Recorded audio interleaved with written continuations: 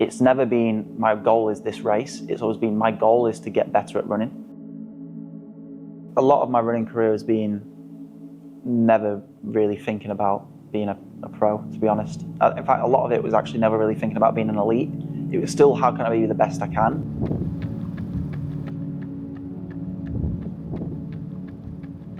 Let's just do that thing that everyone loves to do, Alf, at the start of a conversation. Just tell me who you are and a little bit about yourself. God, I should have expected this. Alfie Manthorpe, runner, basically revolves my entire life, just straight up running. If it was going to be like a one-page document of you, what would be the 3 words that you would describe yourself as? Objective would be the first one. Intentful probably as well, and then probably boring. My life is the same every day pretty much, and it's a bit monotonous, but also I kind of enjoy that as well. But that kind of comes into the why I would say boring, I guess, would be because I like doing the same things and I like just doing my own thing. The intent is I'm such a black and white person, whereas if I'm doing something, I might as well do it properly and with purpose. I'd say my life focuses on ticking boxes, and that kind of just, whatever I need to do, I just do it. And I guess that could be classed as consistency, or at least trying to consistently do the right thing. Most of the time it's just second nature at this point. Like, I've been doing it for so long, I kind of know what my body needs and what I need to do on a day-to-day basis. And sometimes that might be, if I have to run at 8 p.m. to get a run in, I have to run at 8 p.m. to get a run in. But it's always very much, I'm doing this because I know I've got to do it, and then it just all follows that, really. So, currently training for the Pulford 10K. I guess the official title is the European 10K Trial, which is a new format of a championships. Happens once a year. All the best runners in Europe race across 2 different days in the marathon, half marathon and 10K. So for me, the Pulford 10K is on a path to try and secure my next GB vest. So for that, I needed to run sub 28:20, which I ran in Valencia. That was the goal. And then also, ideally, try and win the race, but top 4 is the goal there to guarantee selection for the European 10K Championships. The biggest improvements I've had in my running career are probably date back to 2018 and onwards. It's never been my goal is this race. It's always been my goal is to get better at running. And that's always when I've found the most improvements. When I've not fixated on a race, I've fixated on just maybe being a stronger runner, maybe being a faster runner, a more powerful runner, or just improving one aspect of myself. And that's always seen the best improvements. So it's never a goal for a race. It's just always the goal is how can I just be better than I was a month ago. I've recently signed with 247 by Represent. It initially came about just because I loved the brand prior to working with them in any capacity. For me, that was like a massive dream come true. Like, I've worked with a few brands in the past, but this one, even though it might be smaller on paper in terms of global recognition, it's definitely the best feeling I've had working with a brand. We've talked about what you're wearing. Let's talk about what you're putting in your body.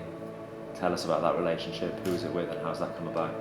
So, kind of in the same process of working with Represent, I came into contact with My Protein, and it was just from the start, it was very much, what do you need? How can we work with you? Obviously, how can we support you as an athlete? And then from there, it was just a very simple decision for me to go with them. All my training would be irrelevant if I wasn't fueled correctly, because you can't actually absorb the training properly if you're not fueling correctly. And if I wasn't fueled correctly, I'd get injured in an instant. I wouldn't be able to hit the splits. So it's literally detrimental. There's no excuse. It's got to be done. Has there ever been points where you have let that slide and let that kind of relationship with food fall back a little bit and probably seen it impacted in your training? Yeah. So I've had quite a lot of different problems with blood sugar before, and it kind of goes back to how I ate as a kid, I think. And there's been a lot of hospital visits about trying to figure out what it is. Never really got an answer, but a lot of that came around food. I had to work with a nutritionist to try and figure out what was wrong and what was going wrong. But basically it just meant I couldn't race, I couldn't train properly because I was just always really tired when it came to doing intense exercise, and I felt so weak all the time. So even though that wasn't that it slipped, it's just because I wasn't aware of what I needed. But even now, I can 100% tell if, let's say I turn up to a Saturday session, I feel fatigued. Most of the time I could go, what did I eat yesterday or the day before? And I'm like, probably wasn't enough. That might be because I was travelling, that might be because I was doing something, I had a day out or something. Even though I do really try to make sure I tick all the boxes, sometimes it does slip still, and that's just kind of something you've just got to try and make sure it doesn't happen again. But it is very obvious to tell when it does happen.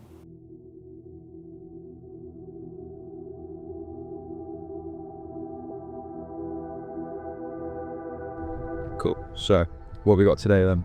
So 3 days out from the race, it's 4x4 minutes at really easy tempo, like 320 per kilometre, picking up for the last 40 seconds down to about 3 minute kilometre. And then after that, I'm going to do 4x200s, just getting the legs rolling over a bit, just keep it nice and easy. Hay fever starts to come in, which isn't a nice thing, but so I need to stock up on my antihistamines for Sunday. And also, I've gone in for the mindset of get a haircut and make everything seem better, like the day before the race. So the minute I'm with the scruffy look, to try and get those extra mental gains on a race day by having a nice fresh trim and things like that. So excuse the hair.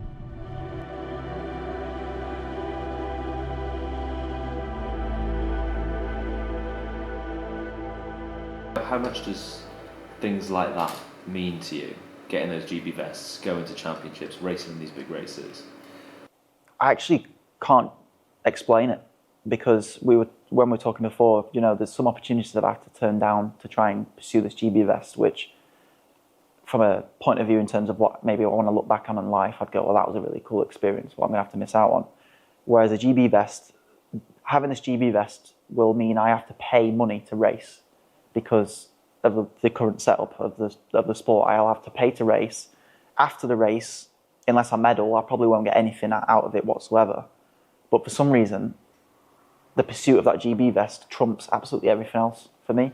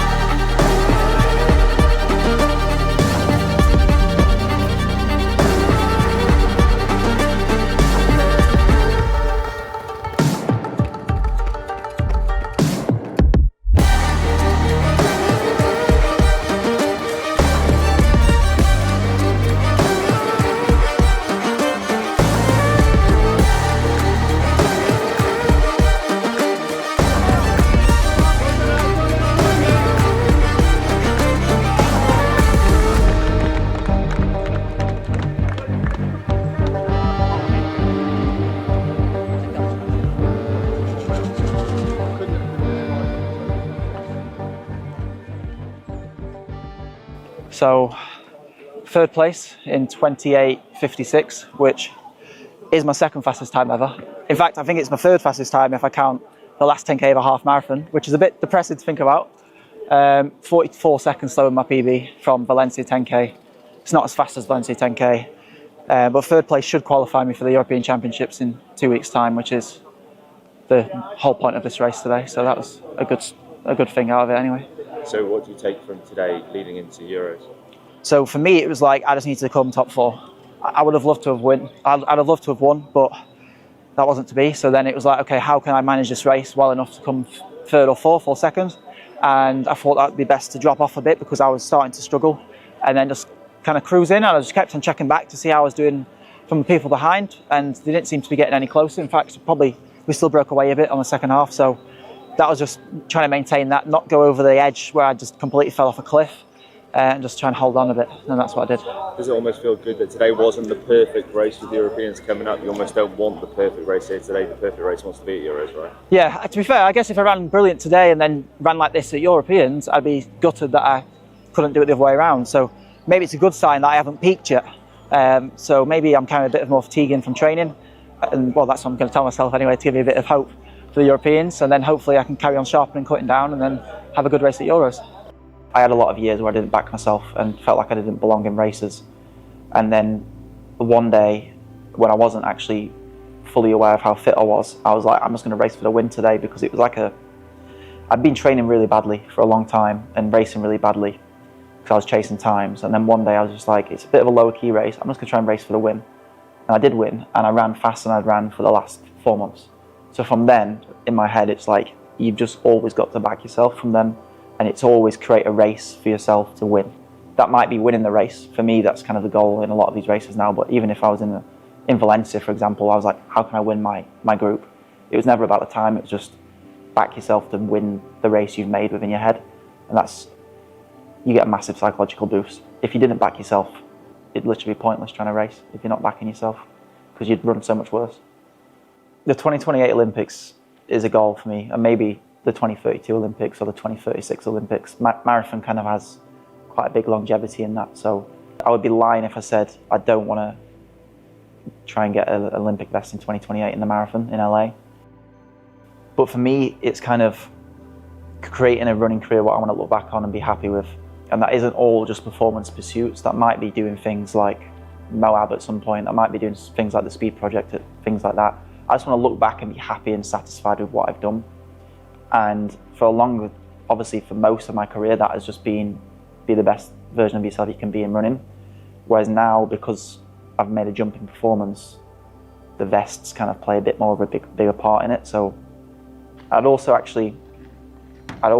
be curious of the pursuit of trying to be the best in the world at something.